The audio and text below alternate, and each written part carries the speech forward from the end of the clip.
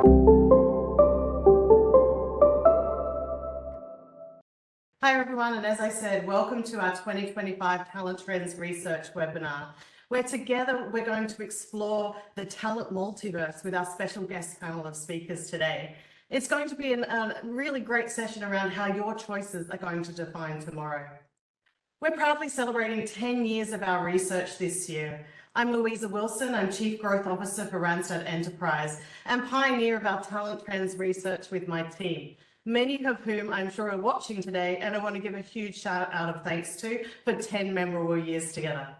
Every year, this team and experts from right across our business and together with our clients, we delve into the opinions, the drivers, the challenges, and the opportunities that shape the world of talent. And looking back across the last 10 years of this research, while some priorities remain constant, businesses have experienced a decade of unprecedented disruption, global crises, and shifting expectations. I think we can all say it's been a lot. And with these changes, the roles and goals of talent leaders have been disrupted too. But excitingly for talent and human capital leaders, your role has become even more crucial and critical to advising the C-suite, empowering business decisions and driving measurable returns. But with this comes quite some responsibility, and there are so many opportunities and avenues to navigate. And I hope from today's webinars, you're going to take away a few new ideas or golden nuggets you can apply for today and for tomorrow. But in the face of what can be seen as daunting disruption, there isn't always an upside. Or as author Barbara R. Nelson said, when people seek of traveling to the past, they worry about radically changing the present by doing something small.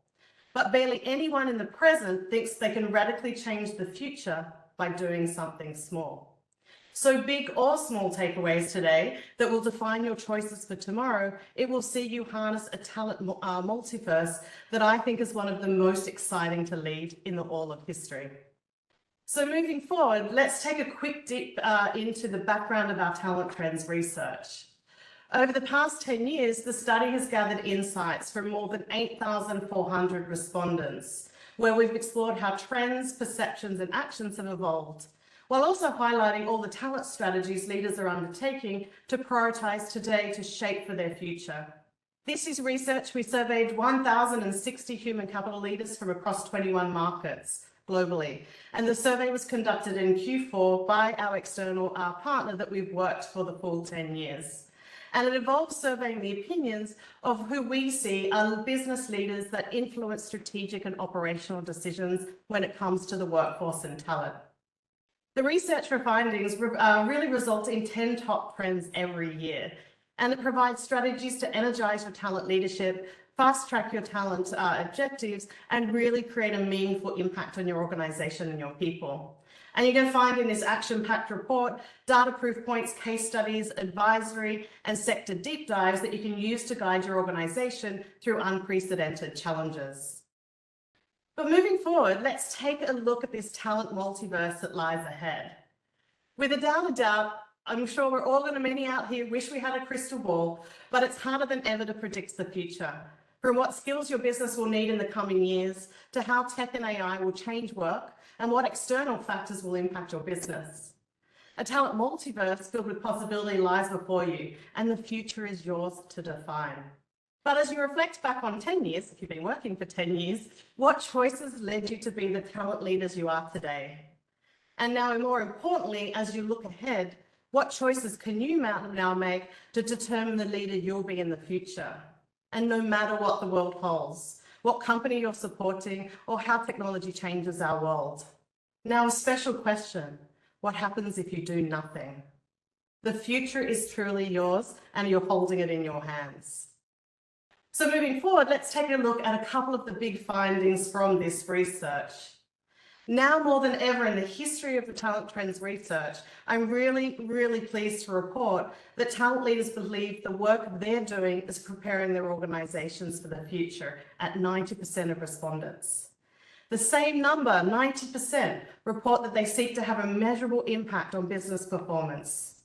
And despite the challenging economic and business conditions that we're always navigating today, 84% of you tell us you're more focused on value creation for the organisation than cost savings this year.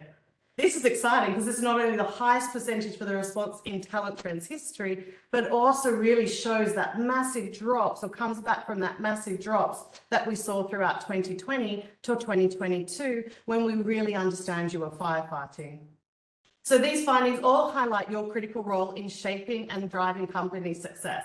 And I'm sure a few of you will love to keep a few of these stats in your back pocket as you navigate this year and beyond with your business leaders. Now let's move on and take a look at the pain points and challenges you're all navigating. So 10 years ago, talent leaders told us their priorities were claiming their seat at the table. They want to get to the C-suite table, harnessing data to guide talent decisions and overcoming talent scarcity.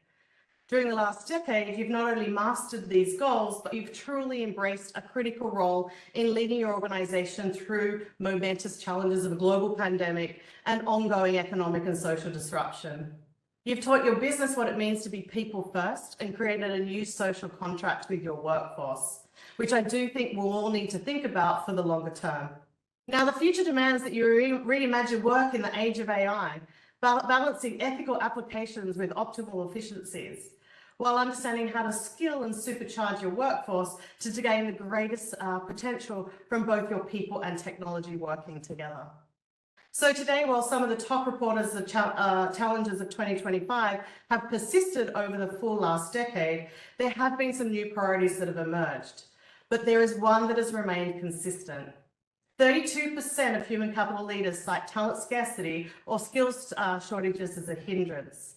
And this challenge has been a top 3 concern consistently over the last decade, and it's not going anywhere. A further 25% of leaders are concerned about talent leaving the workforce over the coming years.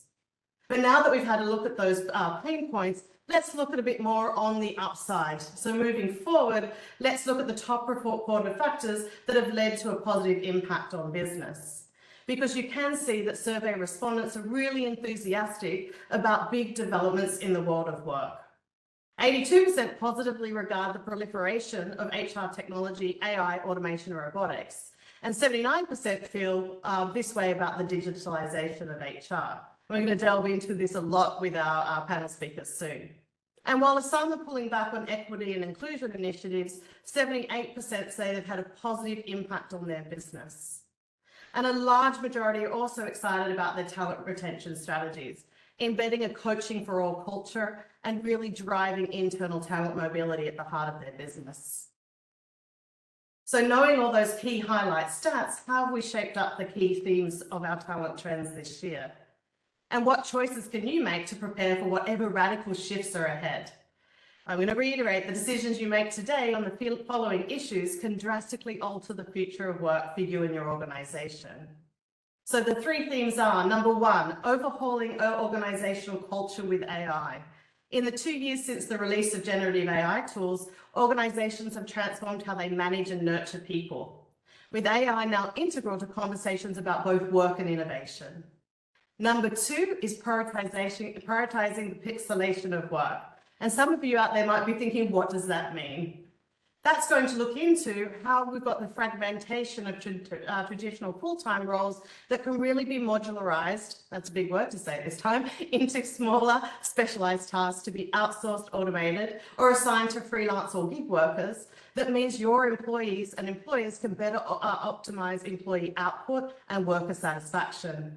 All the time while AI is serving not just as a producer of productivity, but as a true talent partner and enabler, allowing our people to focus on creative and value-added work and tasks. And finally, we're going to step into the skills-first era. I'm sure many of you have talked about skills first this week, no doubt. I know it's on many top agendas at this moment, and that's because skills have become the new currency.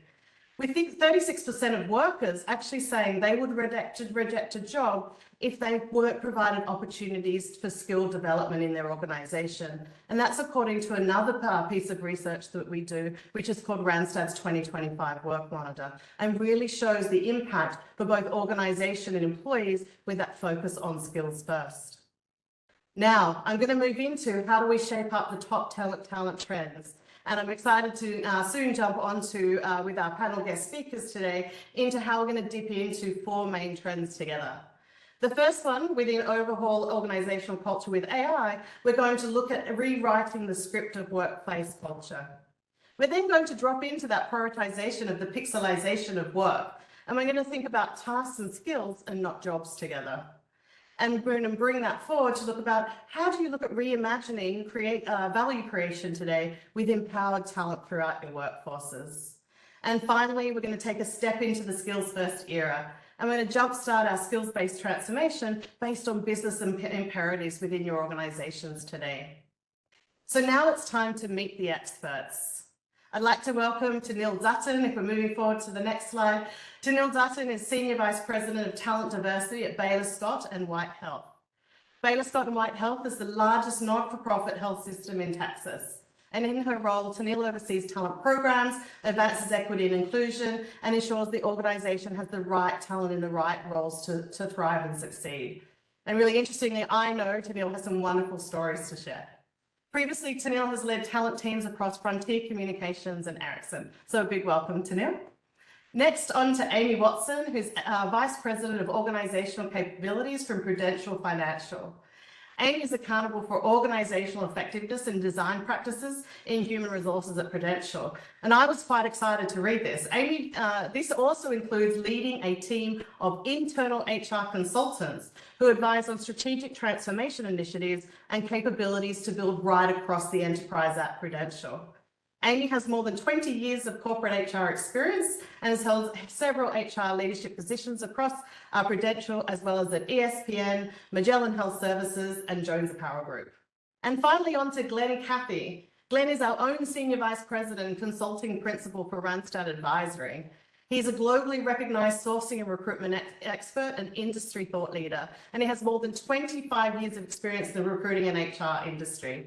He's especially known for his digital recruitment strategy expertise and advising companies on the ethical adoption of AI to supercharge their recruiting and HR processes and teams. So I know you want to hear a bit from Glenn. But we are going to dive on to the next trend, or the first trend for today.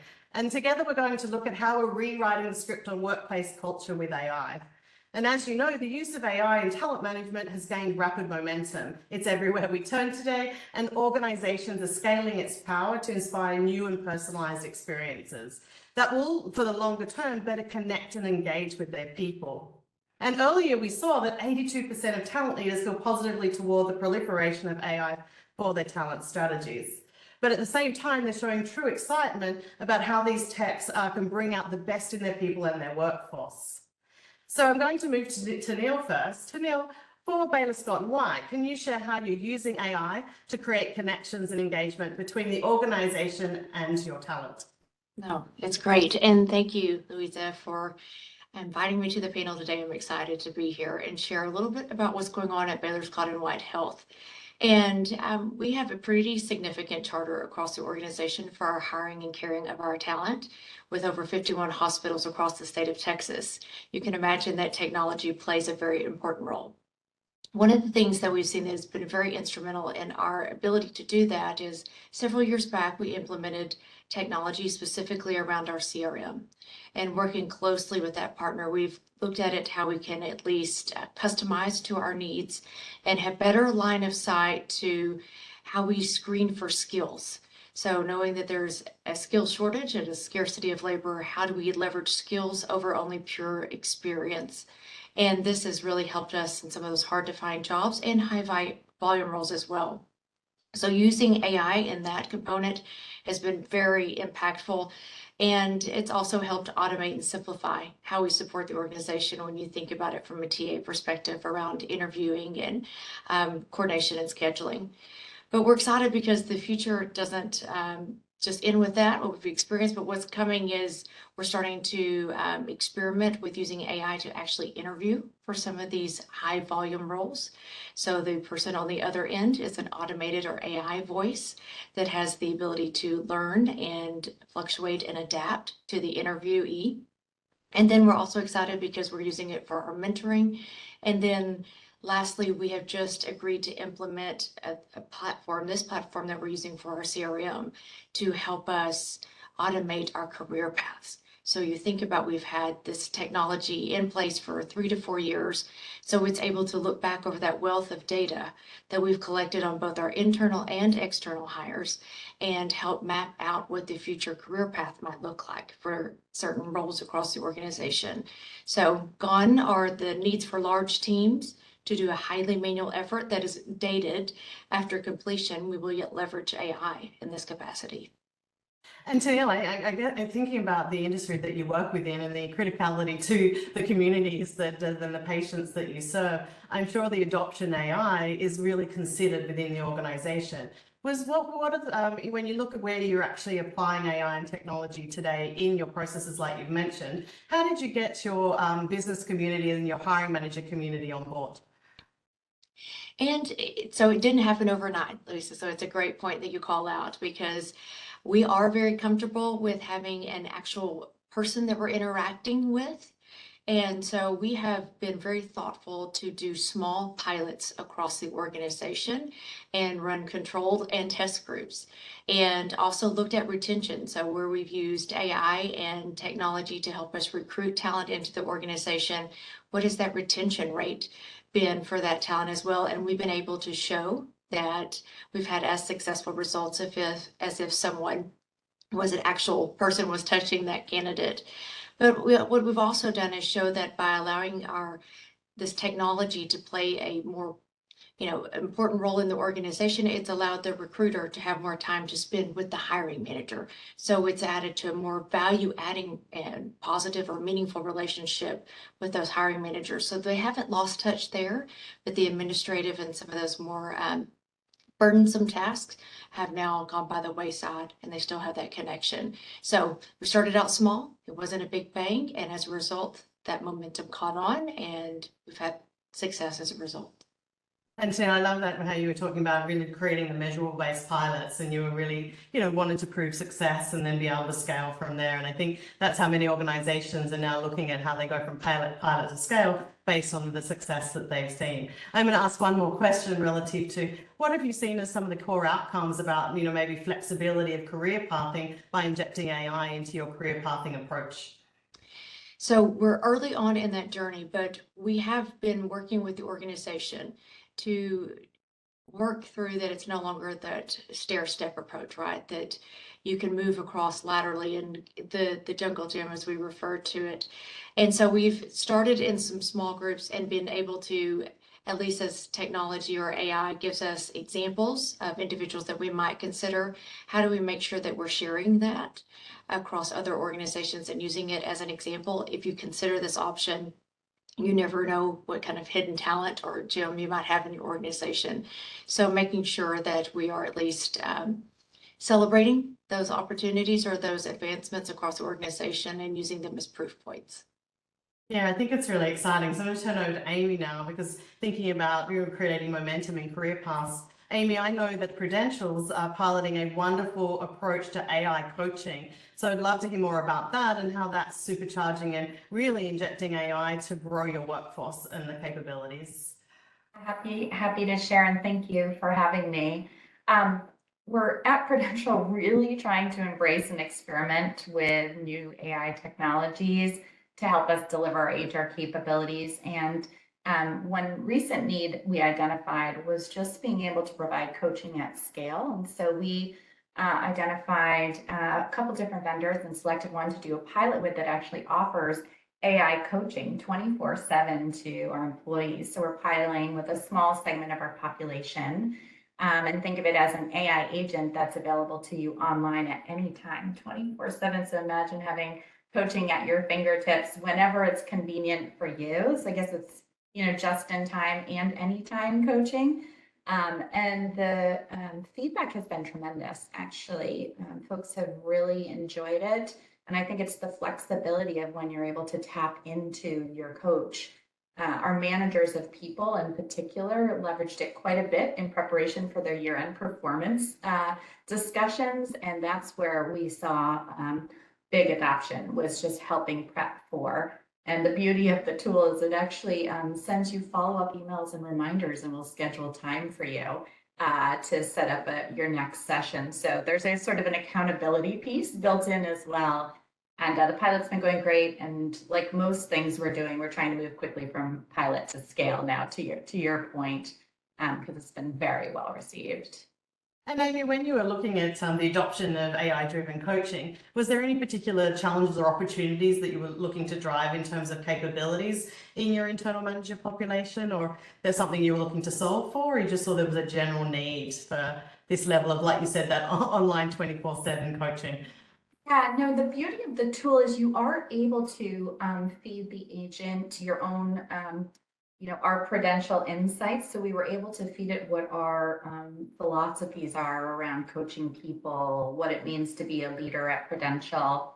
And so in doing that, we were able to meet a population that has a need, right? Our frontline managers, being able to, take them off their day-to-day tasks to do coaching is a challenge. But if they're able to do that at any time, we're sort of, killing two birds with one stone. We're meeting as an underserved population at the time when it's most convenient for them. So it seemed like the right solution, and it's proven to be so. It's been very successful. And Amy, you mentioned you'd be quite excited to move from pilot into scaling type quickly. What are going to be the success measures that you look at to go from that pilot to scaling? Yeah, we're paying close attention to adoption, but adoption on the follow-up. So not just those that have engaged once or twice, but those that are engaging sort of in an ongoing manner. And if we get what we're seeing right now, if we see consistency for probably about another month, we'll take it to scale to a broader set of leaders of people. Ideally, we'd make it accessible to everybody at some point. But we're starting small and then scale quickly is the hope. And I mean, have you also seen I guess one of the core focuses are also the engagement of your full talent audience and population. Have you seen any great uplifts relative to engagement in certain areas as a result of bringing this into the team? Yeah, we have seen where folks are recommending it to others. So we have a lot of people coming inbound asking to be part of the pilot, which to me says that it's being discussed with and amongst small teams and peers that are talking to each other. So I think that's an indicator of not just the need, but the potential for adoption. Thanks, Amy. And I should have said at the start, if you would like to ask our wonderful panelists today any questions, please don't hesitate to pop them in the chat and we will gather them up, and I'll either squeeze them in as we go through, or we'll save some questions for the end as well. So I'm going to move on to our next trend of today. So moving forward to number 7, how are we going to, no, I've skipped one, number 5, how do we think about tasks and skills and not jobs? So I was hearing some feedback yesterday from the recent World Economic Forum that our CEO Mike Smith attended, and he said there was a lot of conversations that many organisations went into thinking about skills first, and when they reflect back on it, they should have thought about deconstructing work and not skills. So among the most transformative talent trends is the pixelation of work. And this is a method of reimagining work by breaking down jobs into flexible pixels, just like probably your computer monitor today, of tasks and skills. And these pixels are reorganized around desired outcomes, enabling dynamic reconfiguration to changing needs and priorities within your business. And as AI continues to reshape the way work gets done, by whom and when, employers are rethinking how outcomes are achieved and expanding the possibilities for thinking and learning in people.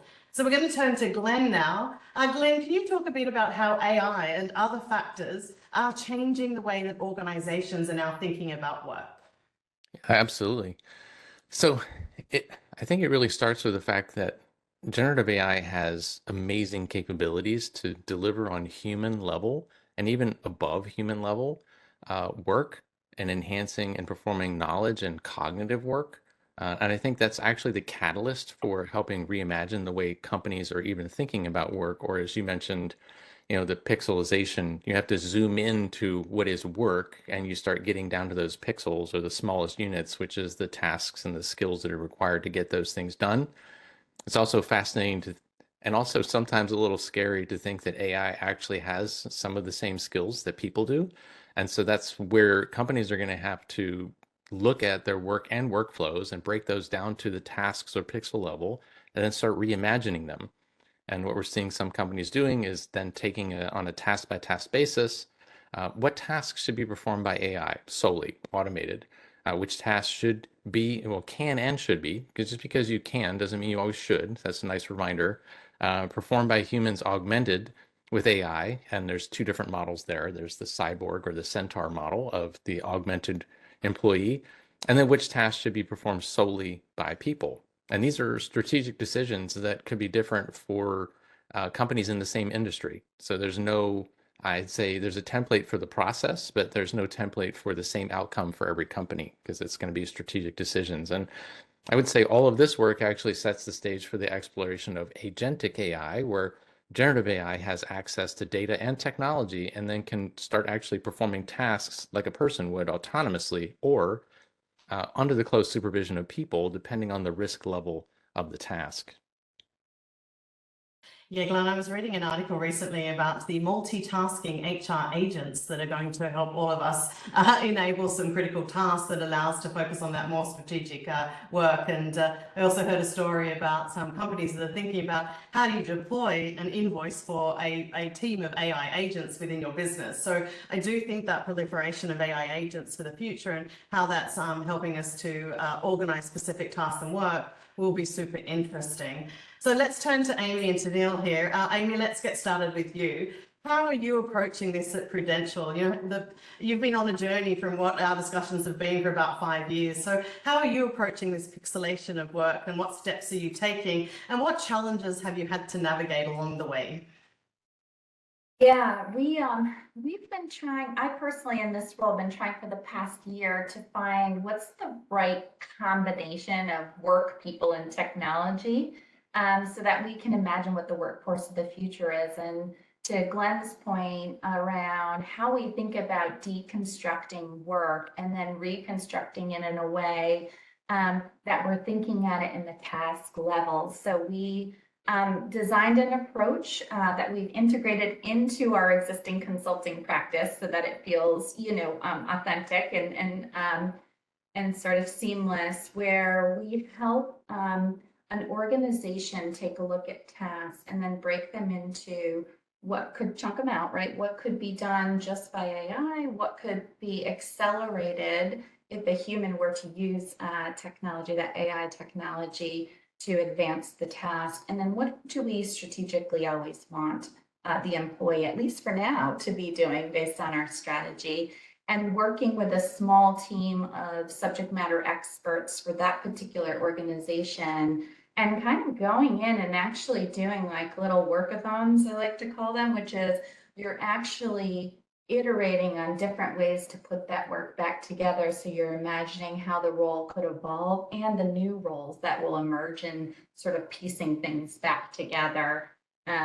We right now are working with our customer service organization. We're working with our financial management partners, and in HR too. We're eating our own cookie as we start to deploy more and more technology, thinking about how our roles are going to change. So it's early days, but we had to just get started somewhere. And so, the approach right now, we are iterating as we go because every business challenge is unique. And so we're really trying to flex and meet sort of the organization where they are as we're consulting with them. Amy, I love the idea of a workathon. So if there's one small idea people can take away today, is that concept of workathon and teams working on that together to really look at how AI tech and their work will transform for the future.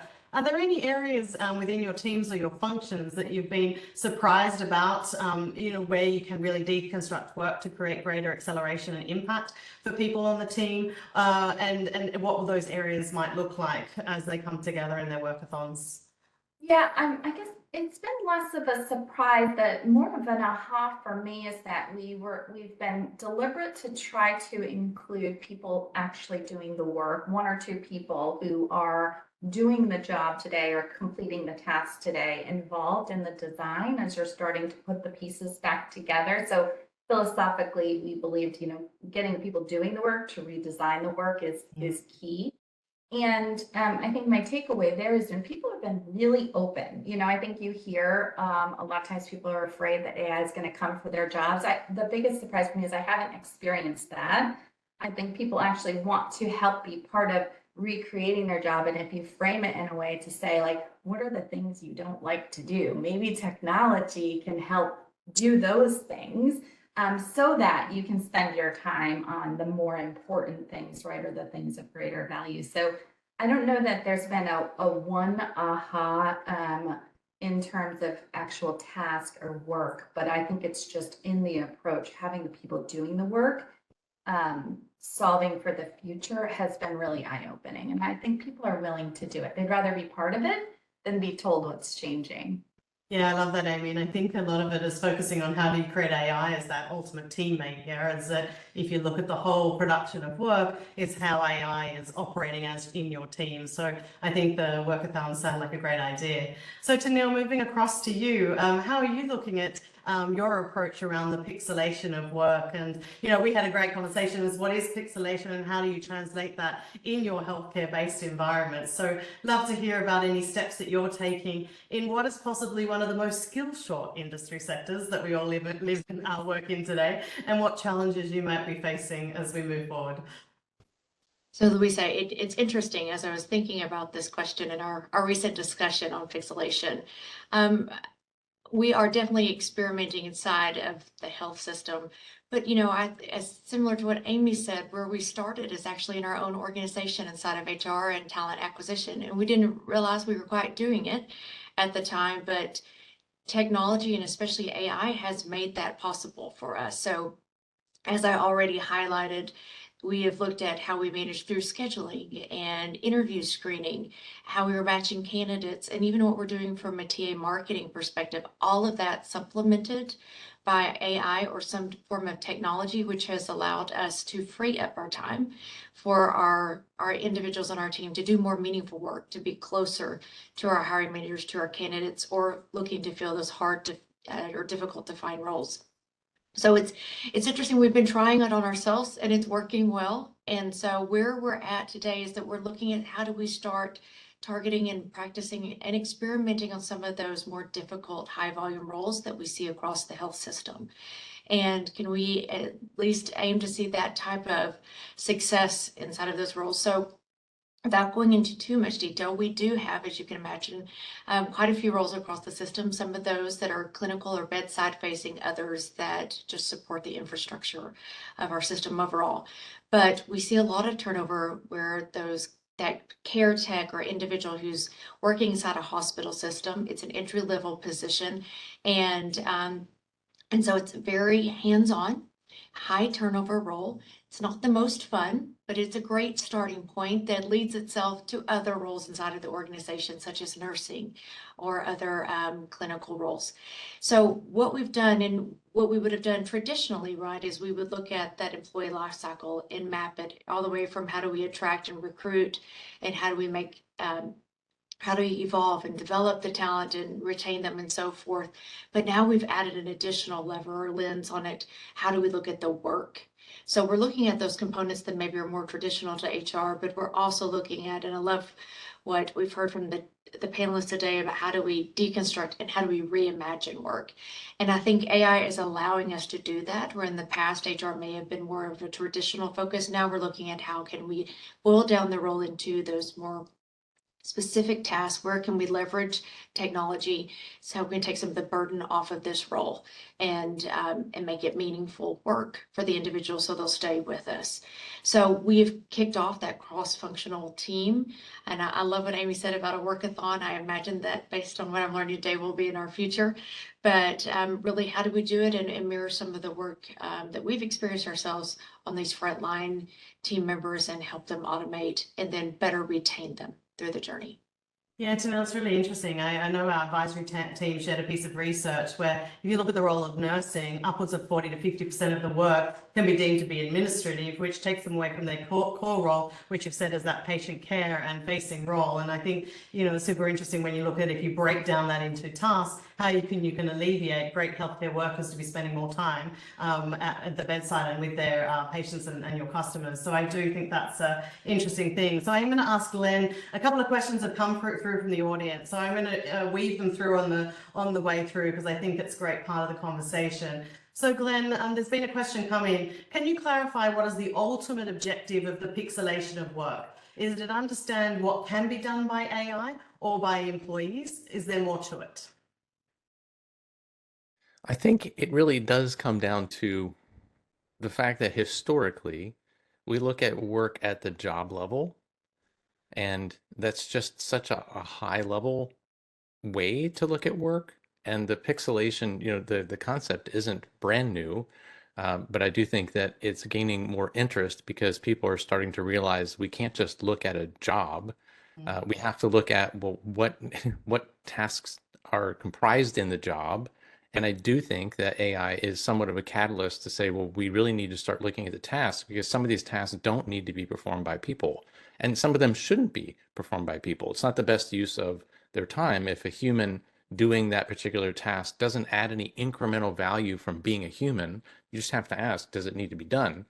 But if you don't, pixelate it, you have to zoom back out to the old school kind of looking at work from a job perspective. You wouldn't do that because you're saying that's all a part of your job. I expect you to do all of these things. So I really think it's the going down to the micro level and realizing that, we're looking at the tasks, and now that we have technologies that can do things that people can do as well, or even sometimes more consistently better, where do we want the people to go? And you can't just do that with a job in its total. And just one quick comment on that. I know there's a lot of commentary and articles out there about AI taking over jobs. At some point in the future, it may be taking over some jobs, but right now it's really more about taking over certain tasks. And that's what companies have to determine is which tasks do we want the AI to take over. And that redefines the work. It's no longer about the job and you do all of these things associated with the job. It's like, no, you do these portions of the tasks associated with this job. And AI is going to actually take over some of these tasks to help you do more higher value work. Yeah, it's interesting, Glenn, because I think if we all look back at the traditional job description and the length of, 36 bullet points of the tasks included in your job, it's really about that deconstruction of that and translating that into the different pixels on how to get work done effectively. So I hope that answers the question. Tenneil, I'm just going to ask you one quick question because I think very much curiosity because of the industry sector that you work in and the depth and types of talent across your sector. Are your systems that you've been piloting and describing today, are they being deployed to hire any particular type of talent, such as your more client-facing nurses and other healthcare workers? And what about doctors? We talked about this yesterday. Everyone thinks about doctors when you think about the healthcare system. What are you doing? And can you hire doctors by AI-enabled systems? Yes, no, it's a great question. So I would tell you it's an area that we're tiptoeing into, because it is a complex area and there's a lot that you have to look at in terms of credentialing, which doesn't make it as easy. What I have found from a technology, at least solution, is the ability to gather that talent and retain that talent through nurturing. So it allows us to hold on to them and stay in front of them as they're going through their schooling or if they're considering Baylor Scott and White. It allows us that flexibility to continue to keep them engaged along the talent journey, also to enable their line of sight and transparency where they are in the process.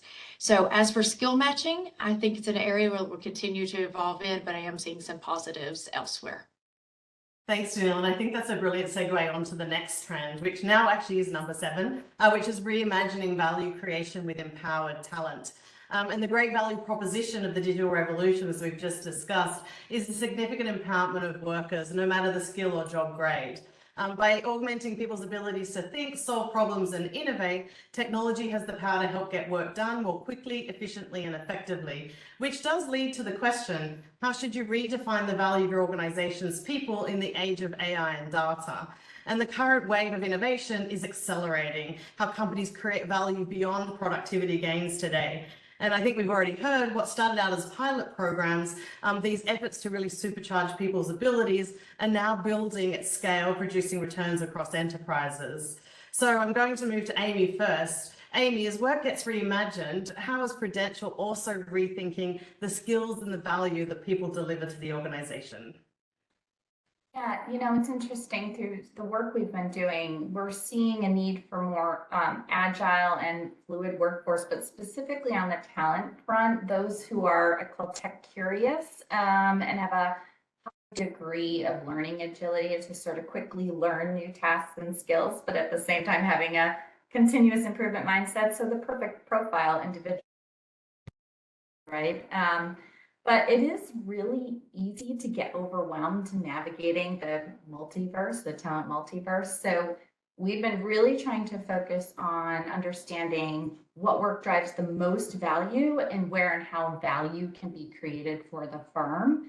And in doing that, we're seeking to understand then what are those critical roles that are leading those efforts or actually doing the work, and assigning a value to those roles, which then puts a big emphasis on how important it is to have the right talent in that job so that that value then actually gets delivered to the firm. And we've been doing this for about a year now, where we're working with functions and businesses to identify where value is being created, what the roles are that are driving it, what value that role is responsible for, and then identifying the superpower of the talent you need to actually get that value into the organization. And what we found is it's having leaders move quicker on making talent decisions or identifying talent interventions they need, whether it's coaching or mentoring or a new set of skills the individual might need to acquire quickly, so that that money is essentially brought in. But it's been interesting because I think the superpower keeps coming back to what I mentioned up front, which is learning agility, really being able to quickly learn and adapt, and having this sort of tech curiosity. So you're always thinking about a better way to get the work done, or a faster and more efficient way to get the work done. Amy, I think that answers another question that we've had come in, which is that if you really think this AI-driven pixelation of work takes off and we can really double down on empowered talent for the future, it's going to require people to be much more AI savvy in every discipline to be competitive. And I love that focus you've been sharing on tech curiosity. I love the next question along that is, but who's going to manage the AI tasks? How are we going to ensure they get done?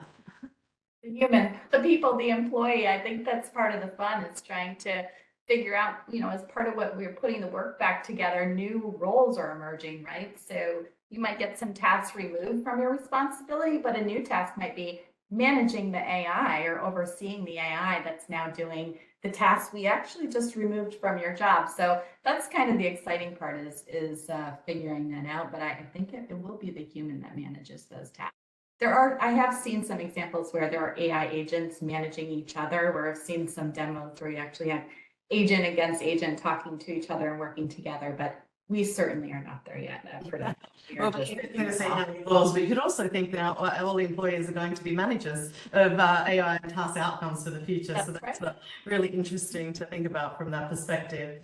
And Tenneil, as we move across to you, as we're reimagining work, and I love that you mentioned that, says, how are you rethinking the skills and value that people are going to deliver to Baylor Scott White? And we're actually seeing a pretty significant effort on this end, especially as it relates to reimagining the value, because it is definitely a shifting of perception and paradigms in this space. But we are in our first year of a strategic plan for the system to put the customer at the heart of our processes. And by that, we say always a customer, sometimes a patient. And you can imagine that's been a little bit unique in a health system. But really, to do that is, how do we look at what it looks like for the customer pre and post them receiving our services. And as a result of that, it's really looking across the board, and where do we at least have line of sight to those journeys that they go through, and how do we start simplifying and automating those and helping them navigate, which is different than probably our approach before. So technology is truly going to be an enabler here. AI is going to be an enabler, and it will allow, just as we heard from Amy, for individuals who have some of those tasks that they probably are not as meaningful, although they think they add value. How do we lift that off of their plate to allow them to be more engaged with supporting the customer across the organization? So as a result of this effort, we have a dedicated team that is really focused on mapping that out and partnering closely with our technology resources and our technology product team to develop technical solutions that drive that automation. It's really interesting to know, again, any key learnings from that of how the business is engaging with you and how you brought them on board to really take what's quite a shift in how an organization like yourselves develops its focus within communities and with customers. And again, here's an example. And, being in a health system, we're not always the first to lead. And so we are very thoughtful. It's just in our DNA and the way we do work. And so I have seen, and part of what the discussions are very thoughtful. So we really have been focused on the plan and how do we bring our leadership and the front line with us. So a lot of piloting and experimenting. And because they're working in a very agile manner, we are running these 3-week type of scenarios. So we're refreshing and hearing directly from the front line to tell us how to correct. So they're seeing that thoughtful approach and how we're at least a very dedicated change plan as well. So that has been the suggested path forward for how we go about doing it right now. And it's in areas it's been very successful, and others we're still learning, and we're learning to iterate quickly. Love it, Tenneil. And one extra, I'm trying to squeeze these questions in because they're so good and part of the conversation, but do you see an increase in business due to AI adoptions? Because many of these tools do provide good ROI. We're not doing it for free, we're really looking at how to impact business. Have you seen any great ROI type results? I probably am not close enough to see it from all, but I would tell you, yes. I mean, you can't turn around inside of this organization or across our system without us talking about it. So, and I think where we've also worked is at least helping our providers understand as well. So this having to touch every patient, you can utilize AI to help you have a stronger relationship, have the insights you need with the customer. So we have proof points across the organization, but one I would tell you just off the top of a couple, we've seen it with telemetry, where how we use remote nursing in this case, so where there's not enough resources. Also, as you think about radiology, where you would take 45 minutes to read an x-ray or a digital image, with AI you can take 15. So you've got those proof points that are starting to pop up. Wonderful, Tenneil. So let's go to Glenn, because I think, Tenneil, you've mentioned it, and I'm sure Amy did too, is that in actual fact, the impact on our own skills in HR, recruiting and talent can be transformed. So Glenn, could you share some of you're working with a lot of organizations. Can you please share with us some of the impact of AI and how it's transforming our skills every day to cover the HR skills and training through to talent development remit that we all own? Yeah, absolutely. Yeah, and the talent trend survey was actually showing that 50% of companies were prioritizing training for HR this year, which is really encouraging because that's an increase from the past. But I will say that there's a little, well, some of our other research is showing there's a little bit of a mismatch between companies investing in training on generative AI and the desire and demand for AI training for employees. I do also want to point out that web-based training it's definitely required. You have to check that box, but it is the bare minimum. We don't think it's enough. We're finding an experience that and discovering that hands-on experiential learning is much more impactful when people are able to learn effectively when they practically apply concepts using generative AI to role and task specific exercises. So it's something we're definitely recommending for companies to explore and dive into. When it comes to AI skills, this is very timely. I think it was just last week. Wharton professor Ethan Mollick, I happen to have his book here on my desk. It's Co-Intelligence. I highly recommend reading this book. But he made a really short post on LinkedIn the other week talking about AI skills. And like people are saying, what are AI skills? And he said he felt that AI skills are just basically the skills of a good manager. Being able to break down a problem, or the fancy way of saying problem decomposition, delegation, clear explanations, division of labor, project management, clear feedback, things like that, which is interesting because that goes to the framing that we often sometimes share with our clients, is that you should really think of generative AI solutions like people. It sounds silly, but when you start interacting with them like people, you start to get more and better results from them. We're looking at it from like an assistant or a co-pilot title.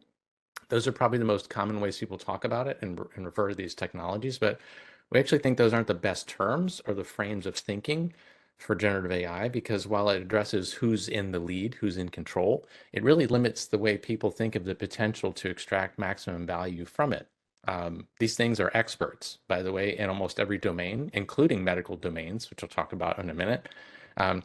But when it comes to performing work, it's really important that people are curious, to Amy's point, slowing down and just saying, hey, for this task, how can generative AI help me with this? The reality is generative AI can help actually always with any cognitive task. People and AI are better together. The effective use of AI can definitely help people realize their full human potential. And studies show that when people use generative AI for knowledge or cognitive work, they increase their productivity, they increase their work output, and they actually enjoy doing their work more. What's critical is that companies reimagine the work to be done and be a little bit more prescriptive when it comes to what people should be doing with generative AI and when, rather than just releasing tools to people and saying you'll figure it out because they're conversational and it's as easy as talking to them. It's really not that easy. You have to be much more prescriptive in terms of where and when in the process people should be using these tools. Thanks, Glenn. And I think that, there's a lot to think about in the world of work today. And so getting started is something always to think about. So let's jump to our final trend of today, which is stepping into the skills first era together. And how do you jumpstart your skills-based transformation based on your own business imperatives? And I think we've heard some really great examples already of this today, but talent scarcity and the AI revolution have really made it abundantly clear that a skills-first approach to workforce management is no longer an option. It's going to be a necessity of survival. And employers are really realizing that simply cannot rely on legacy measures of performance to hire and develop talent. They must also consider potential, ambition, and motivations. And so according to our 2025 research, 83% of organizations are moving or have already moved to a skills-based model. That's an increase of 14 points up off of last year when we first asked this question. And they're really buoyed by the many perceived benefits of skills-based models. And this is everything from improved equity in their organizations, greater organizational preparedness for the future, improving hiring outcomes, and stronger talent development outcomes. So let's move back to Tenneil. Tenneil, what does skills-first transformation look like for you at your organization? And how are you getting started or accelerating on this journey?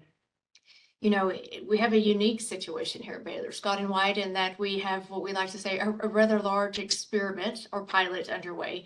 And it starts all the way back in high school, because as you've heard repeatedly on this call, we have a significant labor shortage within healthcare. And so how do we look at skills and prepare that future workforce for the skills that we need and so forth? So one of the things that's been unique to us in laying that foundation is we recently won a significant funding from Bloomberg Philanthropies to help us stand up a dedicated healthcare high school.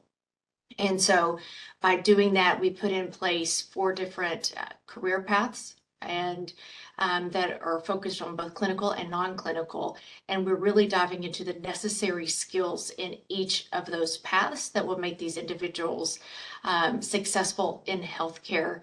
And either they join us directly when they graduate, or if they move on to post-secondary, there's alignment there and we're preparing them for the future.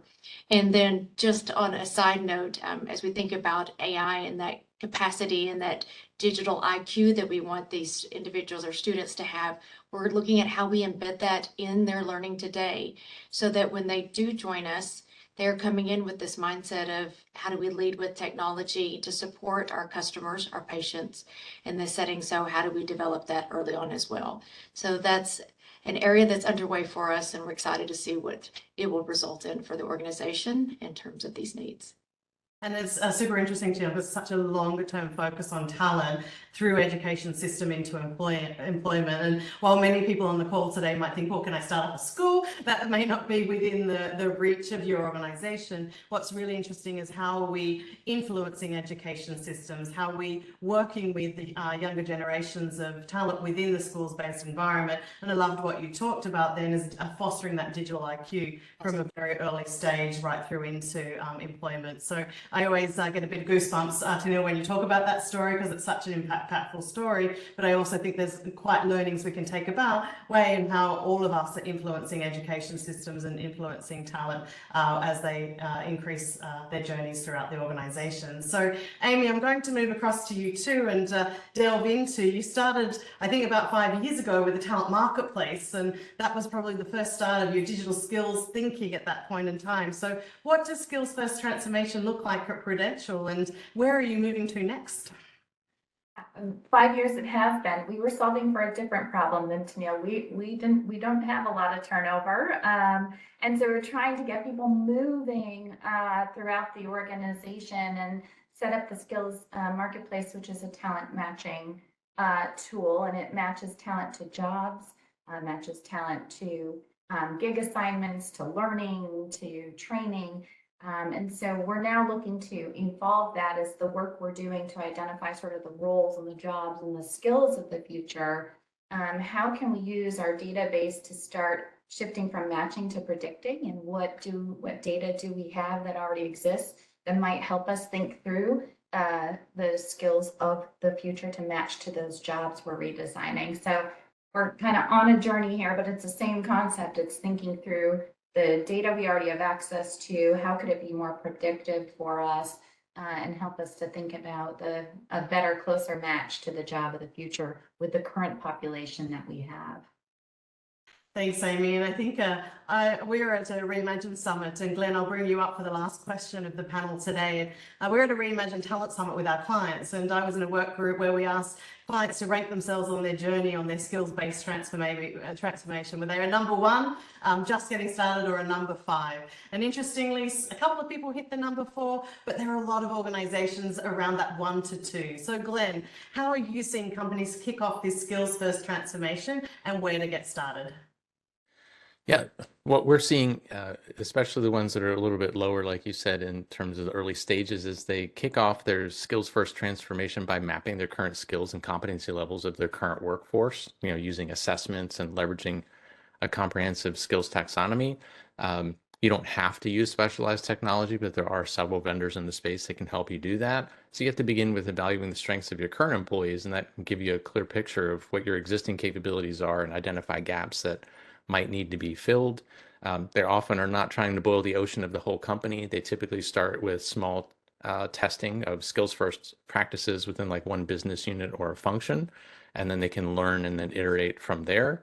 A skills first mindset really requires buy-in from top leadership. So technically that might actually be the first thing you need to get, is make sure that you have that executive leadership, because it's a cultural shift across the entire organization. This isn't something that you just say you're doing. It's something you have to be doing kind of from the ground up and from the, I guess, the skeleton outwards, right? It's totally structural, and it's rethinking everything.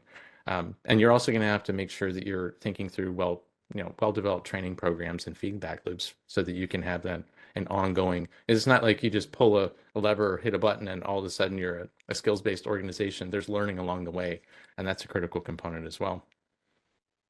Thanks, Glenn. And so let's close it out today. And, if you're out there and you want to have a shut-eye moment to close your eyes and imagine, let's move forward to looking at how the role of HR will look in 2030. So 50% of organizations are prioritizing training this year for HR. And this is up from 36% in 2018. And up from 26% when we first asked that question in 2021. So if you feel like a close your eyes moment to imagine what the future for HR will look like. HR are going to be architects of adaptive organizations, designing agile, AI-driven ecosystems where talent flows seamlessly across roles, projects, and geographies. Number 2, HR are going to be guardians of ethical AI and culture, the stewards of AI ethics, as we've heard today, ensuring that AI systems are transparent, fair, and aligned with organizational values. HR are going to be curators of the human AI workforce, where you'll evolve to manage hybrid workforces composed of humans and AI, focusing on maximizing the unique strengths of both. You'll be data visionaries. Data mastery will become the cornerstone of HR leadership, really enabling all leaders to predict, strategize, and innovate with unparalleled precision. Number 5, you're going to be drivers of lifelong learning. We've heard about that wonderful approach to coaching today for all, and how to use AI to coach and democratize coaching and grow throughout your organization, because you're going to lead the charge in building cultures of lifelong learning, ensuring employees remain adaptable in a constant world of change. Number 6, you are going to drive human-centric workplace design, focused on designing workplaces that prioritize well-being, inclusion, and employee satisfaction, all supported by AI-driven insight.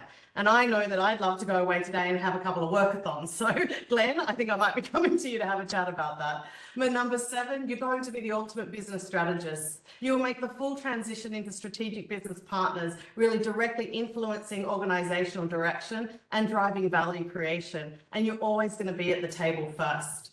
And finally, number 8, you're going to be the sustainability champions, really look at integrating sustainability into every aspect of talent management and ensuring that workforce strategies contribute to environmental and social goals. And I know we're at time, but how did I come up with that? After 10 years of leading this research with our team, I put all the research through AI. I put our report through AI. I put the latest thinking around what we're all doing together to create transformative workforces. And AI was my thought partner to help really energize us to take steps boldly into the future together. And as we talked about today, they can be small or they can be big moves to position the HR 2030 as the strategic powerhouses leading organizational success.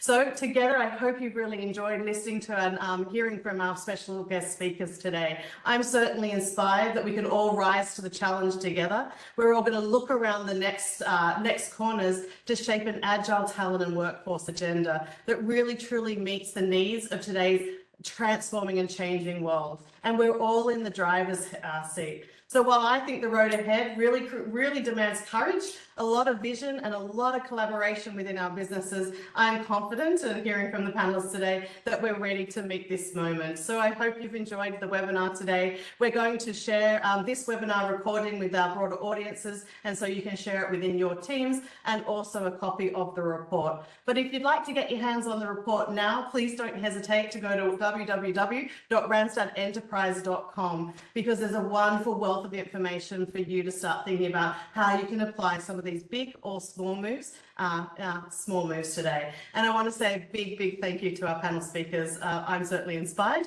and I hope that everyone's either ending their day or heading off into the next steps of their day that you enjoyed, and take away a couple of things that you could create as golden nuggets in your organization. A big thank you, everyone, and I look forward to seeing you for year 11 in 2026. Thank you, everyone.